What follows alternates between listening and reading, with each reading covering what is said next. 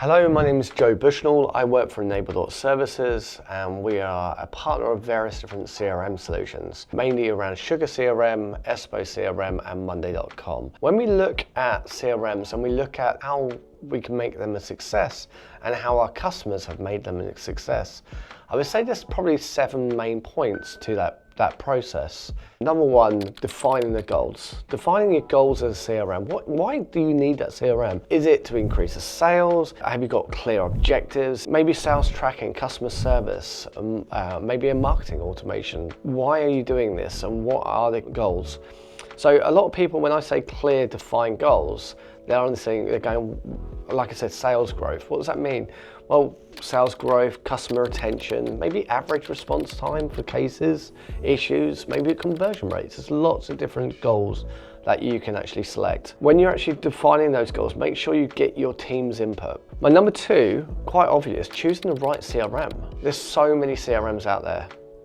There's probably about 15 leading CRMs. If you work with a partner, such as Enable, or if you look at someone such as Gartner Magic Quadrant, and look at what they've got, or Nucleus Research on the SFA, you'll understand what are the leading CRMs and you can then go and research them. Look at scalability, look at customizations, look at no code, low code. One of the major parts that people come unstuck with is integrations.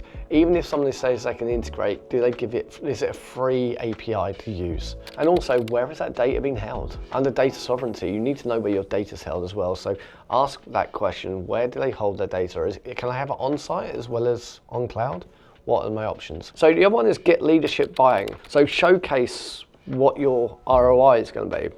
How are you going to pay for the CRM? Is it going to save time for users? How are you going to do it? Because that's going to get your leadership buying, is by showcasing that ROI. Also, assigning a CRM champion. Who's going to be that person driving that adoption, driving that CRM? Because if you haven't got that leadership buying, they just won't give it to you because they won't believe that the CRM system has any legs. Rubbish in, rubbish out. Clean your data.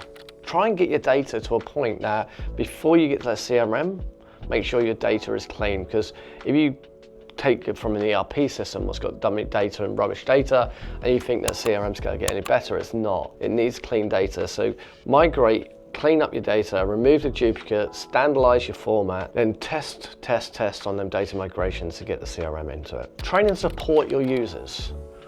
Training, give them hands-on training, give them end-user training. Think about that champion, that administration champion. Can they do the fields? Can they update the fields themselves? Can they take ownership in that CRM? That's what you need with a CRM implementation. You want to be able to take ownership, do it yourself. That's what you're buying into a CRM. Integrations, integrate with other tools. If your users have access to the CRM through, let's say, Outlook or Gmail, or their mobile, their live tools, they need access through those live tools. If you have an ERP or a support system, you need to integrate them in the CRM so you have a single point of truth. The integrations are critical to that, and we can help you if you needed any help.